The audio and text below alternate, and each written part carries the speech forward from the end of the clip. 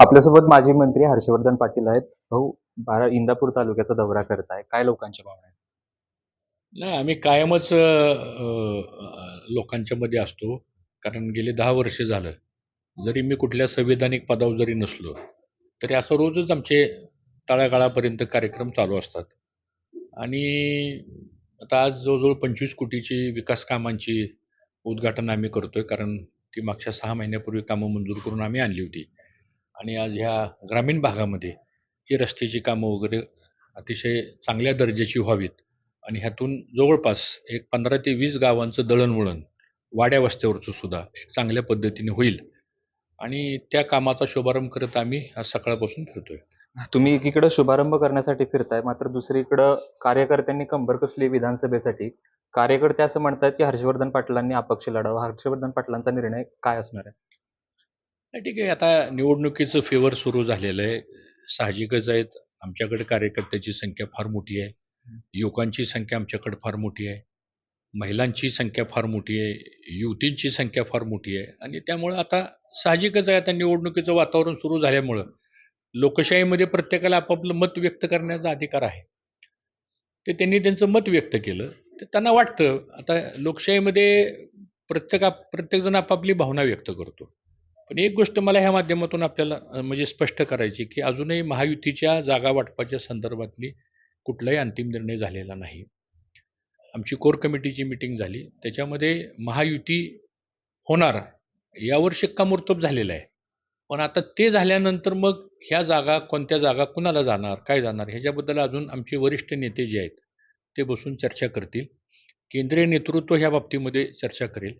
त्यामुळे अजून तशा प्रकारची कुठलीही अंतिम प्रक्रिया जागा वाटपाच्या संदर्भातली झालेली नाही. हा एक भाग. दुसरा भाग महाविकास आघाडीत तरी कुठे जागा वाटपाच्या संदर्भातला निर्णय झालेला आहे.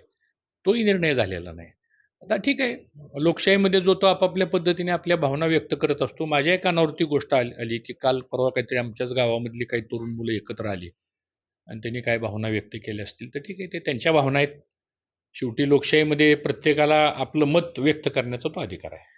कार्यकर्त्यांना मत व्यक्त करण्याचा अधिकार आहे असं तुम्ही म्हणताय, ते देखील बरोबर आहे. कार्यकर्त्यांची मागणी पुढे घेऊन जात असतो.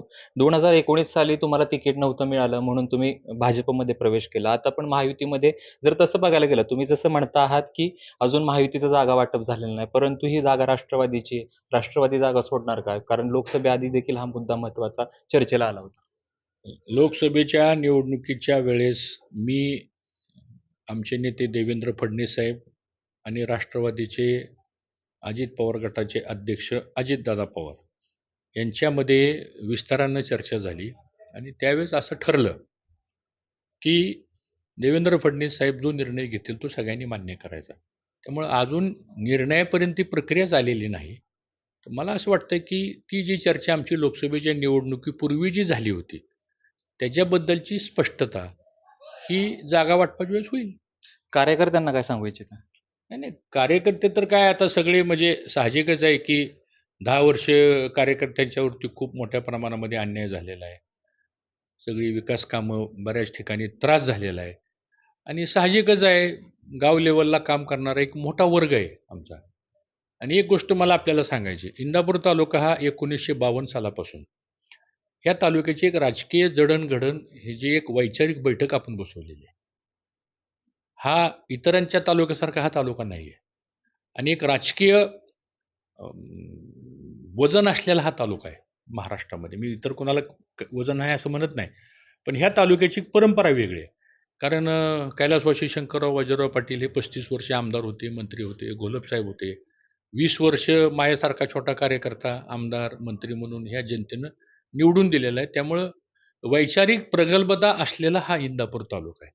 आणि घराघरामध्ये राजकीय समीकरण ह्याचा अभ्यास करून योग्य दिशेनं पावलं टाकणारा ह्या तालुक्यातला मतदार आहे. मला असं वाटतं एक ज्वलंतपणा आहे हा कार्यकर्त्यामध्ये, की निवडणूक आल्यानंतर त्या बाकीच्या ठिकाणी माणसं भावना स्पष्ट व्यक्त करत नाहीत.